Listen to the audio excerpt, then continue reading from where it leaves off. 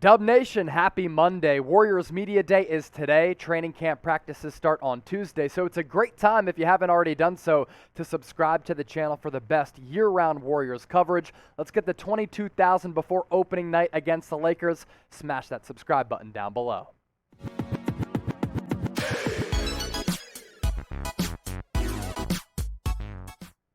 You're watching Golden State Warriors Today by Chat Sports. I am your host, Chase Sr. Coming up on today's show, does Steph Curry want Bob Myers and the Warriors organization to trade for Ben Simmons? Also, health updates on Klay Thompson, James Wiseman, and the vaccination status of Andrew Wiggins. We start off today's show with the latest around Ben Simmons, and Steph Curry had some interesting things to say about the mercurial superstar of the Philadelphia 76ers. He was on a podcast with Michael Smith, former ESPN personality, and I first want to show you what Michael Smith had asked Steph Curry, then we'll get to Curry's reaction to what Michael Smith had said. So first, it's the question from Michael Smith that prompted the answer from Steph. He said, so what you're telling us is you're not talking to Bob Myers about Ben Simmons' availability and what it would take to possibly trade for him? And he asked that with a smile on his face. Then Steph Curry was blushing a little bit.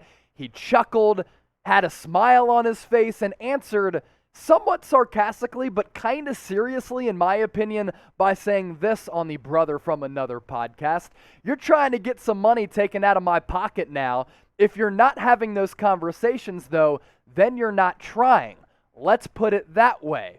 So go back and look at that clip. I'll put it on my Twitter page, @Chase_Senior.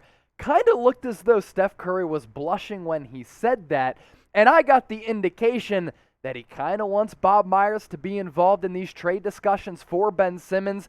I thought I saw a little smirk. I thought I saw a little smile, and I'm doing some deep dive investigative journalism analysis here by thinking, okay, when somebody is usually saying something tongue-in-cheek or they're lying about something, that's when they kind of smirk, smile, and beat around the bush, and I thought that's what Steph Curry did in that response from Michael Smith. Now, coming up, we'll continue to break down what a Ben Simmons trade to the Warriors would look like for this roster, but first, let me ask you this question.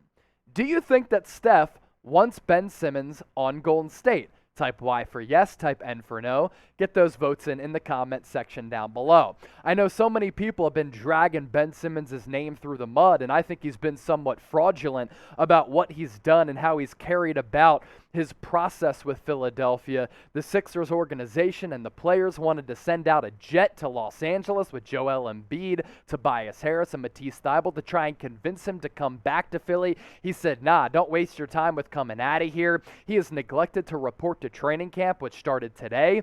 But Ben Simmons is still a very good player. Even though a lot of people think his value is in the tank, I think it's a little bit better than what you think. You look at his numbers from last year, and Ben Simmons' numbers were certainly down because he gave up some offensive opportunities, but this is still a very good, well-rounded basketball player who has special court vision, special passing ability.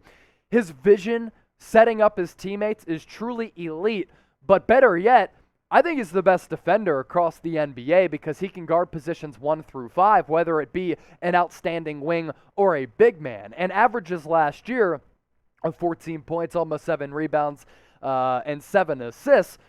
That would bode well on this Warriors roster because he wouldn't be asked to shoot, which is his biggest weakness right now. And the biggest reason we're talking about Ben Simmons as a trade candidate, it's because of what he didn't do against the Atlanta Hawks in that series in the second round last year in the East. He was flat out awful. Shot 33% from the free throw line. It just cannot happen from your point guard. He passed open a wide open dunk late in the game in Game 7, which could have really turned the tide in that game, in that winner-take-all matchup for a Matisse Thybulle dunk and layup opportunity. Ben Simmons was just scarred. There were cobwebs in his closets. He was suffering from a clear lack of confidence, and I think he was playing mental games with himself throughout that series because of how he faltered at the free throw line and offensively. But still, those numbers are pretty good. Like, it's almost a triple-double. And if Simmons was on the Warriors, this is what my starting five would be if I'm Steve Kerr.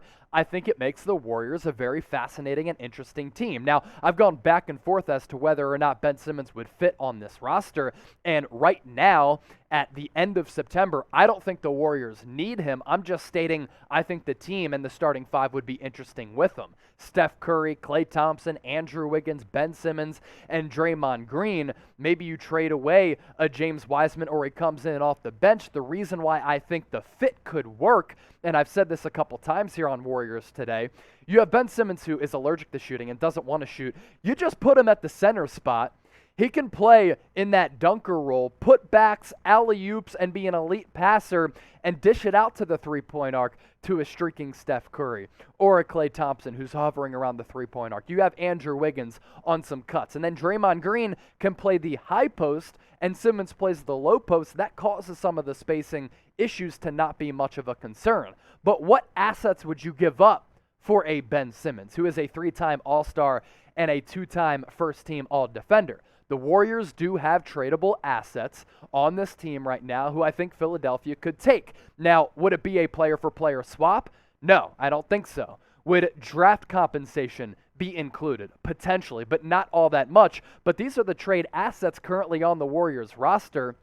Andrew Wiggins' salary pretty much matches up with Ben Simmons. So if you wanted to do a player swap and Philly got that desperate, the salaries would work. Also, there's that vaccination status that's in question for Andrew Wiggins. Maybe James Wiseman is included in a deal with Andrew Wiggins. Or maybe you part with one of Jonathan Kuminga or Moses Moody. I think any combination or any semblance of deals could be appealing and lucrative to Philadelphia and Daryl Morey, considering that the trade value for Ben Simmons is a little bit lower than it was last year when he was almost included in a trade for James Harden. I think a Simmons trade would be interesting. I think that his passing ability would continue to unlock Steph Curry and Klay Thompson as three-point shooters. As I mentioned, Draymond Green can play the high post, Simmons in the low post, and that frees up the entire arc as well as the middle portions to the side of the keys for offensive shots to be available for some of the guys here on this team. And then when Steph Curry or a Klay Thompson and a Draymond Green want to sit, you can have Simmons as your backup point guard alongside some other snipers like a Jordan Poole. Maybe you put in Klay Thompson, or maybe Steph Curry plays off ball. Simmons can play also the point guard in transition as well. A bunch of different things that you could do with Ben Simmons on Golden State. And I think Steph Curry kind of wants him, or maybe he just wants Bob Myers to at least explore the idea of it. Would you trust Steph's input on this trade if Bob Myers hit him up and said, yo, Steph, you're an MVP, you're a multi-time NBA champion. Do you want Ben Simmons? And Steph says, yes. Would you trust Steph Curry to make the right deal? Type T for trust, type D for don't trust. Let me know what you're feeling. Shout out to BetUS for powering today's Warriors Today. You can get hooked up and signed up at chatsports.com. Enter the promo code CHAT125 and get a 125% deposit bonus if you're trying to lay down some bets across the National Football League, because it's the best time of year to bet. Maybe on some college games. I've been on a heater there, not in the NFL. Maybe you want to bet on some NBA futures. Warriors, title favorites, Steph Curry to win MVP. Get hooked up with our sportsbook partner, BetUS, chatsports.com/bet. Enter the promo code CHAT125. You put $100 into your account, and by using that link in that promo code, you get an additional $125 back. We continue to move forward on Warriors Today by Chat Sports. Make sure you give me a follow on Twitter and Instagram at Chase_Senior. I love talking Warriors ball with all of you.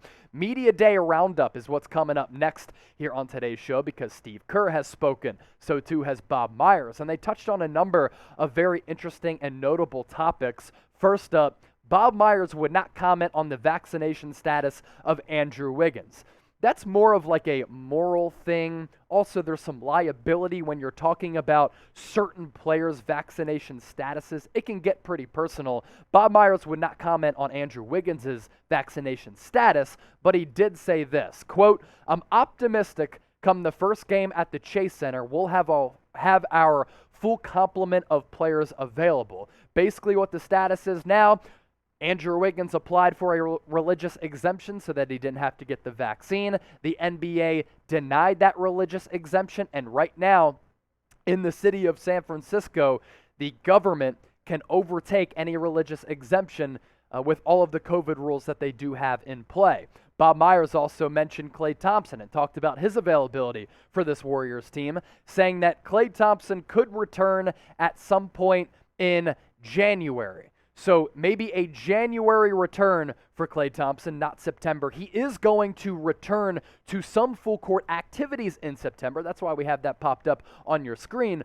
But Klay Thompson is not going to take part in 5-on-5 or physical contact. He will take part in drills in September, and maybe he will come back later on the season in January. And Steve Kerr said that Klay Thompson is going to return for a Warriors home game at the Chase Center. They're not going to bring him back on the road. So once Klay comes back for the first time in 2 years, you can expect Dub Nation to be going crazy in the stands for the return of one of the best players that we've seen during this generation of the NBA. As I said, according to Bob Myers, Klay is going to participate in camp, which starts tomorrow. So the September-October window of Klay continuing to do some drills is in play. I've seen a lot of videos of Klay Thompson working out. I think he looks pretty damn good. He was pretty damn good from 2014 to 2019. We continue to pop these numbers up for you because when Klay Thompson was in his prime, when he was healthy, arguably the best two-way player in the league. He was excellent as a wing defender, one of the best snipers from deep that we've ever seen, 21.5 points per game, 47% from the floor, north of 42% from deep, and of course he's always money from the stripe. So Klay Thompson coming back could be massive for this team. They have to take their time with this. There is no rush. If he's not ready in December, don't bring him back. If he is ready in January, take your time for Klay Thompson so that he can come back and be close to 100%. Speaking of guys who aren't 100%, that's James Wiseman. He is running right now, coming off that torn meniscus, at about a 50 to 60% effort level. So James Wiseman still has a long ways to go, and you saw in his rookie year he has a long ways to go. Really raw player, somewhat to be expected because he still is so young. I think James Wiseman has a lot of potential. Same thing with Klay. You don't rush him back from a knee injury because a chance of re-injury would be disastrous, especially for a young player's confidence. And James Wiseman needs all the confidence that he can get because he lacked that last year because he was just kind of all over the place as a rookie. So those are the health updates on Klay Thompson as well as James Wiseman with Warriors training camp fully in session right now. Working off of that, with this Warriors team, how many games do you think that they're going to win this season? Give me a number figure in the comment section down below. And as always, subscribe to the channel, and we appreciate you watching.